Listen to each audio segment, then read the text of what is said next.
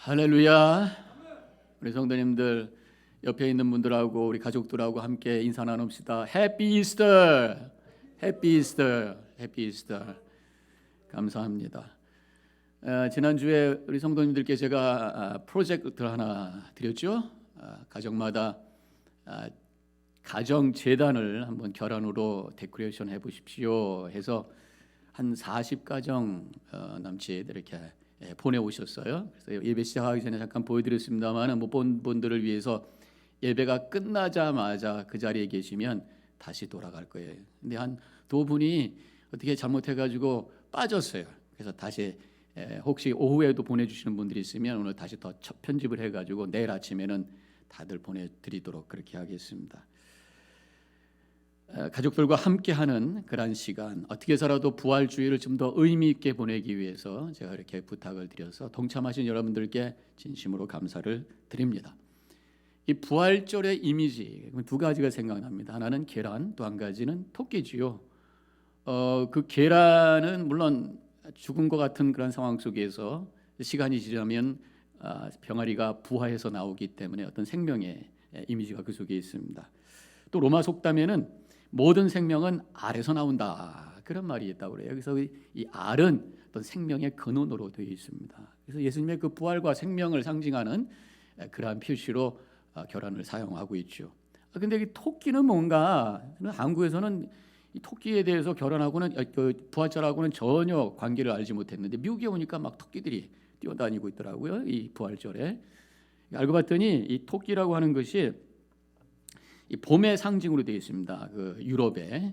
그래서 어떤 그 유럽의 민족 중에 봄의 여신의 이름이 오스트라라는 이름의 여인이, 봄의 신이 있는데 그 모습이 토끼처럼 생겼다는 것이에요.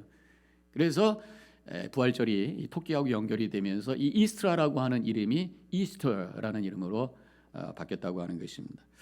제가 하나 빠뜨렸는데 결혼에 대한 그 이야기 중에 하나의 그 전설이 있다고 합니다. 예수님의 십자가를 중간에 메고 갔던 사람이 구레네 사람 시몬 아닙니까? 근데 전설입니다만은 그 사람이 계란 장사였다는 거예요. 그래가지고 예수님을 이렇게 십자가를 메고 간 다음에 집에 갔더니 집에 있던 닭들이 결혼을 낳는데 빨주노 쪼파남보 아주 컬러풀하게 났다는 거예요. 전설입니다. 성경에 나온 얘기가 아니라. 그래서 이제 이스터가 되면은 색깔을 입힌 그런 결혼을 논다는 것입니다. 하여튼 이 결혼 또 토끼, 이것은 부활절을 포장하는 어떤 포장지라고 한다면 오늘 우리가 뜯어내고 그 안에 있는 예수님의 부활을 바라보면서 감사하고 기뻐하고 축하하고 생명의 능력을 바라면서 주님을 향해 나아가는 이 시간이 되시기를 바랍니다. 세상 사람들이 갖고 있는 질문은 특별히 이 부활절이 되면은 정말 예수님 부활했냐, 그런 얘기예요. 이게 하나의 그냥 옛날 얘기지 정말 예수님이 부활한 거냐, 그런 질문을 갖고 있는 사람들이 많습니다. 그런데 우리 믿는 사람들은 분명히 믿습니다. 예수님 부활하셨습니다. 이 시간에 우리 집에서 크게 저한테 들릴 정도로 함성 한번 지릅시다. 예수님 부활하셨습니다. 예수님 부활하셨습니다. 이 자리에서 크게 소리 지르신 분이 계셔서 좋습니다. 그래서 우리는 예수님의 부활을 분명히 고백을 합니다. 성경에도 보면은 예수님 부활 후에 수백 명의 사람들을 만나신 그런 이야기가 나옵니다. 성경에서도 예수님의 부활을 그렇게 해서 증거하고 있죠. 무엇보다도 저는요, 예수님의 부활이 너무나도 확실하다고 믿는 것이 이 제자들의 변화예요. 예수님이 십자가에 달리실 때 얼마나 정말 비굴하게 숨어있던 연약한 모습이었습니까? 그런데 예수님께서 부활하신 다음에 그들은 예수님을 분명히 만났었기 때문에 목숨을 걸고 예수님의 부활의 소식을 증거하면서 죽음에 대해서 두려워하지 아니하고 너무나도 확실하게 자신감 있게 증거하고 결국은 순교까지 당했던 걸 보면 예수님이 부활했다고 하는 사실이 너무나도 확실하다고 하는 것입니다. 그런데요, 그 당시에 유대교 지도자들은 이 제자들이 예수님의 시신을 빼내서 숨겨놓고 예수님 부활했다, 그리고 거짓말 시킨 것이다, 그렇게 얘기를 한 거예요. 근데 여러분들 생각해 보세요. 누가 거짓말을 위해서 목숨을 거는 사람이 있습니까? 진리를 위해서 목숨 거는 것도 어려운데 거짓말을 위해서 목숨 거는 사람들이 도대체 어디 있겠어요? 분명히 예수님은 부활하셨기 때문에 우리 제자들은 목숨을 걸고 그것을 증거한 겁니다. 오케이, 그 다른 사람들 중에 이런 또 사람들이 있습니다. 오케이, 거짓말이 아니냐고 보자. 그런데 아마도 제자들이 예수님의 부활을 너무 갈망하다가 헛것을 본 거다. 환상설, 상상설 뭐 그런 얘기 있습니다. 그런데 그것도 말이 안 되는 게 어떻게 사람이 헛것을 한 번도 아니고 여러 번 보고 그것도 한 사람도 아니고 수십 명도 아니고 수백 명이 한꺼번에 헛것을 볼 수가 있냐는 것이에요. 예수님은 진정으로 부활하신 거란 말이죠. 또 어떤 사람은 또 그렇게 이야기합니다. 예수님이 무덤에 갇히셨는데 죽었는 줄 사람들이 알았지만 죽은 것이 아니라 기절되어 있으셨다. 그러다가 3일 만에 불시 깨셔가지고 그리고 돌문 열고 나오신 거다. 그렇게 얘기를 합니다. 그런데 예수님이 돌아가실 때 그냥 돌아가신 것이 아니라 십자가형을 당하시고 채찍도 맞으시고 그 다음에 가슴이 찔리시고 나중에 성경 보면 분명히 나오죠. 뼈를 꺾었다. 그런 분이 깨어나셨다고 해서 어떻게 돌문을 열고 병정들이 지키고 있는데 그 자리에 나올 수 있느냐는 것이 말이 안 되는 얘기입니다. 분명히 온전한 모습으로 기적적으로 살아나셔서 돌문을 여시고 나타나신 줄로 믿습니다. 오늘 우리가 뭐 역사성에 대한 얘기를 하자고 하는 것도 아니고 부활절을 포장 가지고 얘기하는 것도 아니고 우리는 예수님의 부활 자체를 바라보면서 이 부활을 통해서 우리에게 주시는 메시지가 무엇인가를 우리가 함께 깨닫기를 원해요. 그래서 저는 오늘 예수님의 부활을 바라보면서 세 가지 방향으로 부활의 의미가 우리에게 깨달아지는 것을 함께 나누기를 원합니다.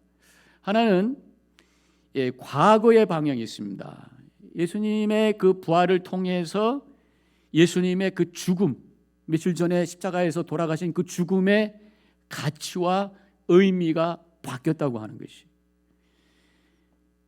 한 사람의 죽음, 어떤 한 인간의 죽음이 아니라 예수님께서 부활하심으로 말미암아 죽음을 이기시는, 죽음보다 더 강하신 생명의 능력을 가지신 구원자의 죽음이 십자가 위에서 죽으신 예수님의 죽음이 되었다고 하는 것이, 그래서 예수님의 그 십자가의 의미도 더 이상 잔인한 사형틀이 아니라 십자가 제단 위에 있고 교회 종탑 위에 있는 우리에게 소망을 주는, 구원의 소망을 주는 그러한 의미로 변하게 되었다고 하는 거죠.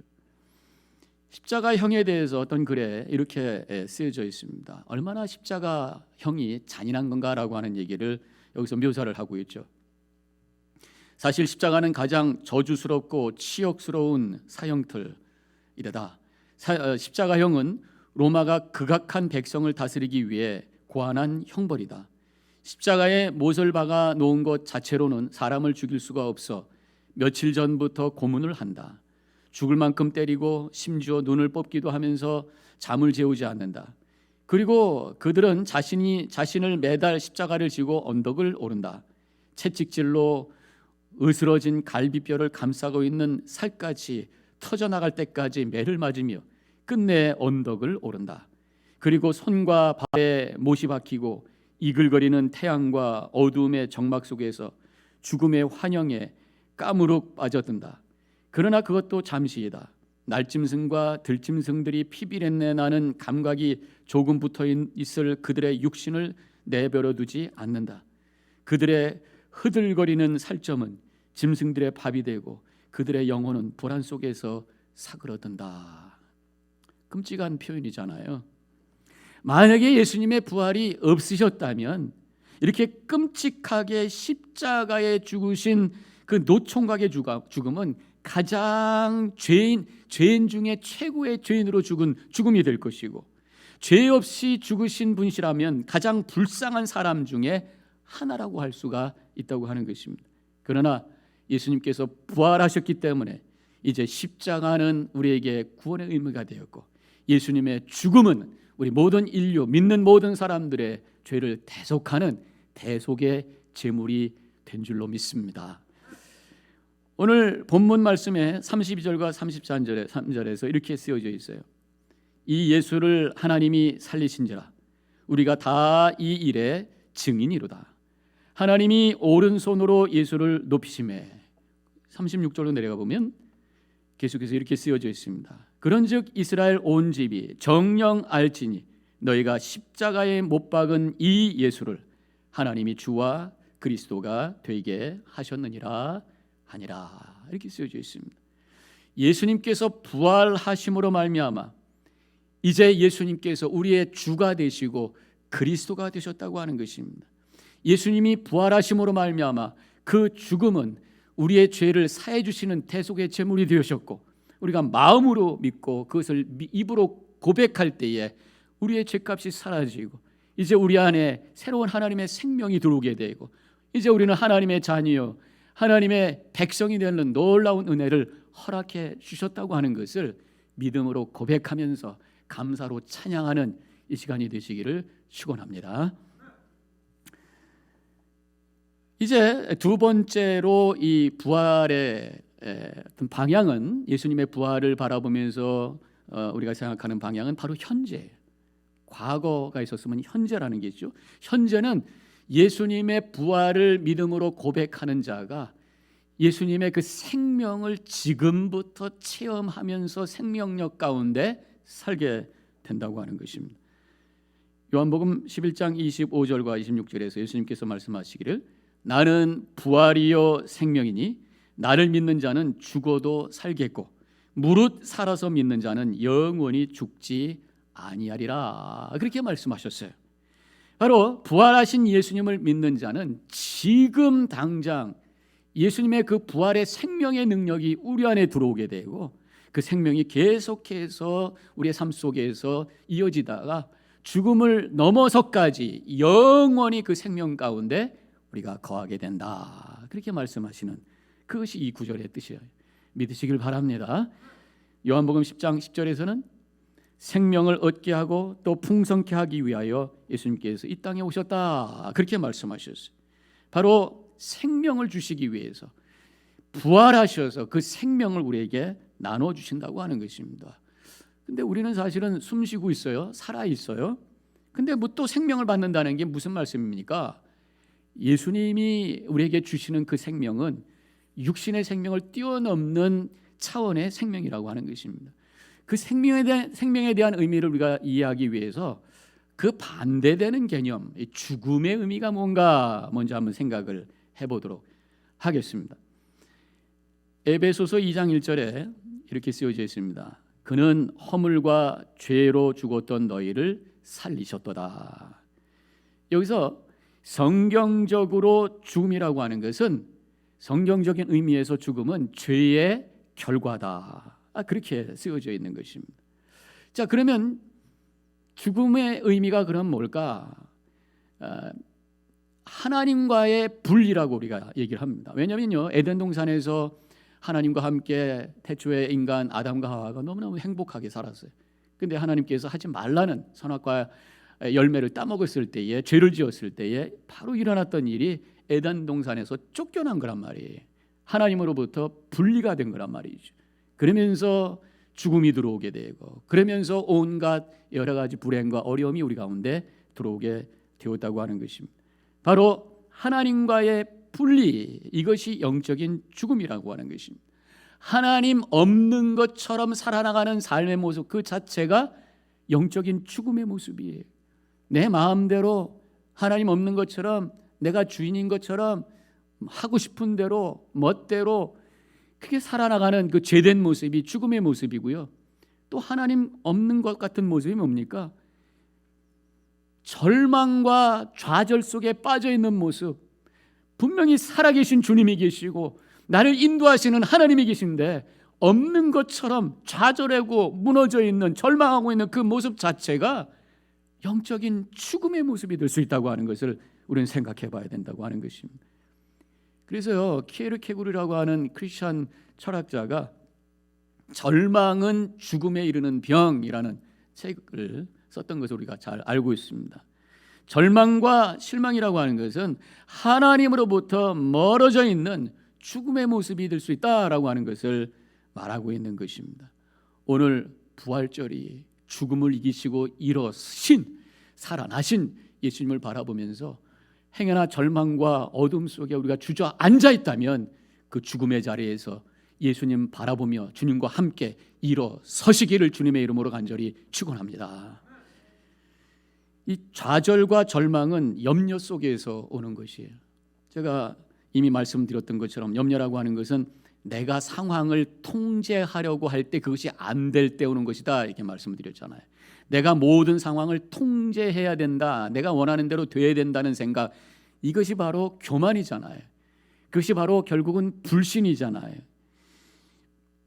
우리 이제 그게 바로 죽음의 상황이라고 하는 것입니다. 이제 죽음을 이기시고 부활하신 예수님, 어떠한 상황 속에서도 그것을 뒤집는 역사를 이루시는 그분이 우리의 주님이신 줄로 믿습니다. 여러 가지 우리의 삶이 어려워요. 여러 가지 걱정, 근심 할 수밖에 없는 상황입니다. 그러나 죽음까지도 생명으로 뒤집으신 분이 우리의 주님이신 것을 고백하며 이 어려움을 뒤집으셔서 확신을 가지고 회복된 모습으로 소망 가지시고 미래를 향해 힘있게 나가시는 우리 성도님들 되시기를 주님의 이름으로 간절히 축원합니다. 근데 성경에 보니까요, 또 한 가지 영적인 죽음의 상태가 나오는데 그것이 바로 미움이더라고요. 사랑하지 못하고 있는 상태더라고요. 요한일서 3장 14절에 이렇게 말씀하고 있습니다. 우리는 형제를 사랑함으로 사망에서 옮겨 생명으로 들어간 줄을 알거니와 사랑하지 아니하는 자는 사망에 머물러 있느니라. 사랑하지 않는 사람은 사망 속에 머물러 있는 것이다, 그렇게 말씀하고 있습니다. 사랑할 때에 하나님의 생명이 내 안에 있다고 하는 것을 확인해 준다고 하는 것입니다. 반대로 미움이라고 하는 것은 생명이 없는 죽음의 상태라고 하는 것입니다. 요즘 이제 이 코로나 바이러스가 특별히 중국에서는 그래도 어느 정도 이렇게 정리가 되는 것 같습니다. 그래서 다시 생활도 재개가 되고 사람들이 움직이기 시작한다고 그러는데 이상한 현상 중에 하나가 이혼 신청하는 사람들이 갑자기 막 굉장히 많아졌다는 거예요. 집에서 두세 달 그냥 갇혀 있다가 맨날 부부싸움 하다가 안 되겠다 그러고 이혼하겠다, 이런 상황이 돼버리는 사람들이 있다고 하는 것입니다. 우리 믿는 사람들은 그러면 안 될 줄로 믿습니다. 오히려 이때가 하나님께서 더욱 사랑하라고 주신 기회인 줄로 믿습니다. 행여나 지금 여러분들 집안에 있으시면서 티격태격하고 계신 분 계세요? 회개하시고 이번 부활절에 회복하시기를 주님의 이름으로 간절히 축원합니다. 사랑으로 충만한 것이 부활의 생명으로 충만한 모습인 줄로 믿습니다. 그래서 오늘 가족들과 함께 사랑을 나누며, 오늘 여러분들 계란으로 데코레이션 만든 거 가지고 깨서 잡수시고 또 삶아서 잡수시고 그러면서 주님의 사랑을 나누는 하나님의 생명으로 충만한 행복한 한 날이 되시기를 주님의 이름으로 간절히 축원합니다. 이제 예수님의 부활을 바라보면서 미래를 보게 됩니다. 미래는 바로 소망이에요. 고린도전서 15장 20절에서 이렇게 쓰여져 있습니다. 그리스도께서 죽은 자 가운데서 다시 살아나사 잠자는 자들의 첫 열매가 되셨도다. 예수님의 부활은 앞으로 우리에게도 일어날 부활과 영생에 대한 그러한 첫 열매의 사건이다, 그렇게 말씀한 거죠. 나무에서 첫 열매가 생기면 거기서 끝나는 게 아니잖아요. 조금 있다가 또 다른 열매, 또 다른 열매가 생기는 것처럼 예수님의 부활을 통해서 우리가 부활할 것이고 우리가 영생할 것이라고 하는 것을 소망할 수 있도록 해 주셨다라고 하는 말씀입니다. 우리가 미래를 바라볼 때 우리에게 가장 두렵게 하는 게 뭡니까? 바로 육신의 죽음입니다. 지금 세상이 왜 이렇게 난리예요? 죽을까 봐 그런 거예요. 죽음이라는 공포 때문에 세상이 꼼짝 못하고 이렇게 묶여 있는 거란 말이죠. 오늘 이 부활절에 죽음을 이기신 예수님을 바라보면서 두려움을 몰아내시고 영생의 소망을 가지고 힘있게 나아가시기를 주님의 이름으로 간절히 축원합니다. 몇 년 전인가 제가 뉴스에서 봤던 것이 이 호주의 시드니라는 데가 있잖아요. 거기에 성공의 교회인데 세인트 존 처치에서 특별한 야외 음악회를 했대요. 근데 어디서 했냐면요, 공동묘지에서 했다는 거예요. 공동묘지에서 부활하신 주님을 찬양하면서 죽음을 이기신 분이 바로 우리 예수님입니다라고 하는 것을 그 음악회를 통해서 증거했다는 거예요. 동네 사람들이 많이 참여하고 굉장히 반응이 좋았대요. 근데 우리 한국에서 그렇게 한국 분들이 했으면 어떨까 좀 다를 것 같아요. 뭐 그렇게 하겠다는 생각도 좀 어려울 거고 그렇게 하면 오지도 않을 것 같고요. 이 문화가 참 다른 것 같은데, 하지만 예수님의 부활을 확실하게 보여준 음악회가 아닌가 그런 생각을 해보게 됩니다. 예수님의 부활은 죽음의 영생에 대한 소망을 주는 그러한 놀라운 은혜예요. 그런데 거기서 끝나는 것이 아니라 미래의 영생만 가지고 우리가 소망하는 것이 아니라 지금 삶의 문제와 고난 속에서도 이것을 뛰어넘어 회복할 것을 소망하는 그 능력이 예수 그리스도의 부활의 능력인 줄로 믿습니다. 제가 믿음은 보는 것이라고 말씀을 드렸어요.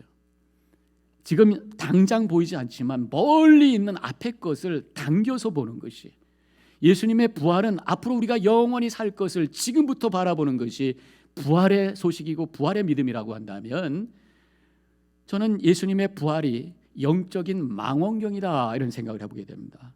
예수님의 부활을 믿음으로 나의 삶의 미래를 바라볼 때 지금 여러 가지 어려움과 문제가 있지만 이것이 지나서 해결되어서 회복된 모습으로, 기뻐하는 모습으로, 행복한 모습으로 주님 앞에 찬양하는 그 모습을 지금부터 바라보면서 소망 가운데 걸어가는 것이 부활하신 예수님을 믿는 자의, 믿음을 가진 자의 모습인 줄로 믿습니다. 이런 글이 있어요. 잘 들어보세요. 절망과 좌절은 참된 행복의 싹입니다. 행복이라는 나무가 뿌리를 내리는 곳은 결코 비옥한 땅이 아닙니다. 오히려 어떻게 보면 절망과 좌절이라는 돌멩이로 뒤덮인 황무지일 수도 있습니다. 한 번쯤 절망에 빠져보지 않고서, 한 번쯤 좌절을 겪어보지 않고서 우리가 어찌 행복의 진정한 값을 알 수 있겠습니까? 절망과 좌절이라는 것은 우리가 참된 행복을 이루어가기 위한 준비 과정일 뿐입니다. 따라서 지금 절망스럽다고 시리에 잠겨 있는 것은 어리석은 일입니다. 지금 잠깐 좌절을 겪는다고 해서 내내 한숨만 쉬고 있는 것은 더더욱 어리석은 일입니다. 실망과 좌절이라는 것이 설사 우리의 삶의 바위덩이와 같은 무게로 짓눌러 온다 하더라도 그것을 무사히 드러내기만 한다면 그 밑에는 틀림없이 눈부시고 찬란한 행복이라는 싹이 고개를 내밀고 있을 것입니다. 지금 코로나 바이러스라고 하는 고난의 바위덩어리 우리를 누르고 있습니다. 그것을 살짝 들춰보세요. 그럼 거기에 행복의 싹, 회복의 싹이 나오고 있는 것을 볼 수가 있습니다. 근데 문제는 그 바위덩어리가 너무 무거워서 들 수가 없다고 하는 것입니다. 그런데 오늘 부활하신 주님께서 우리에게 부활의 생명의 능력으로 우리에게 힘을 주시는 줄로 믿습니다.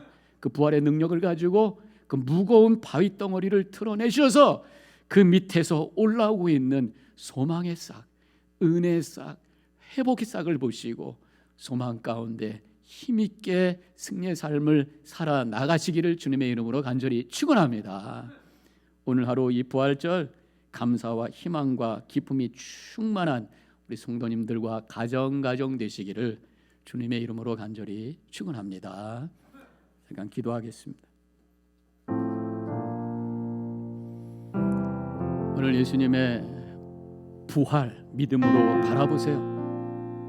거기에는 예수님의 십자가가 새롭게 우리에게 은혜의 빛으로 비춰줄 것입니다. 하나님 감사합니다. 주님 감사합니다 고백하시고, 예수님의 부활 속에는 우리에게 지금 경험할 수 있는 생명의 능력이 있습니다. 그것 가지고 모든 걸 이겨내시고 더 함께 사랑하세요. 예수님의 부활은 망원경입니다. 이 모든 것들이 지나가고 회복된 그 모습이 아주 우리에게 리얼하게 보일 수 있도록 하는 것이 예수님의 부활의 은혜인 줄로 믿습니다. 오늘 믿음으로 고백하며 결단하는 시간이 되시기 바랍니다. 잠깐 묵상합니다.